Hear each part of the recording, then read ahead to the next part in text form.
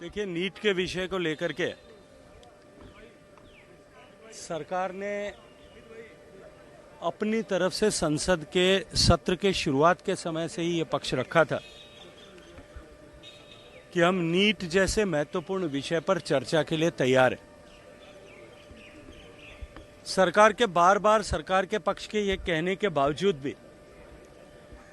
विपक्ष के लोग अपनी सत्ता प्राप्ति की भूख को शांत करने के लिए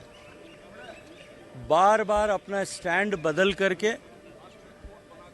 और चर्चा से भागते हुए दिखाई दे रहे हैं और हर बार उन्होंने अपने स्टैंड को बदला है। सरकार युवाओं के साथ है, सरकार युवाओं की भावना को समझती है, अपने देश के युवाओं के भविष्य को लेकर के सकारात्मक रूप से चिंतित भी है और उनके भविष्य से जुड़े हुए हर विषय पर सकारात्मक रूप से पहल करने के लिए तैयार भी है। मैं अभिनंदन करना चाहता हूं देश के प्रधानमंत्री जी का कि उन्होंने ये निर्णय किया, जो निर्णय निश्चित रूप से आने वाले समय में इस तरह की घटनाओं को रोकने के परिप्रेक्ष्य में मील का पत्थर साबित होगा कि जब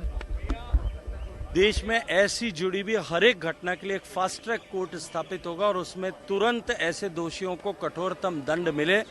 इसको सुनिश्चित किया जाएगा। मैं प्रधानमंत्री जी के इस निर्णय का स्वागत करते हुए विपक्ष के मित्रों से भी कहना चाहता हूं कि वो आए, इस विषय पर चर्चा करें, इसको अपने राजनीतिक लाभ का साधन न बनाएं। और इस समय पर मैं युवा साथियों से भी कहना चाहता हूं कि आपकी भावनाओं के कंधे पर चढ़ करके कुछ लोग, और ये वही लोग हैं जो हर ऐसे विषय के समय पर अपना चेहरा बदल करके, कुछ एनार्किस्ट लोग हैं, कुछ पावर हंग्री लोग हैं जो अपना चेहरा बदल करके हर बार इसी तरह से आकर के इस तरह के आंदोलनों को तूल देने, हवा देने, उन भावनाओं को भड़काने के लिए काम करते हैं।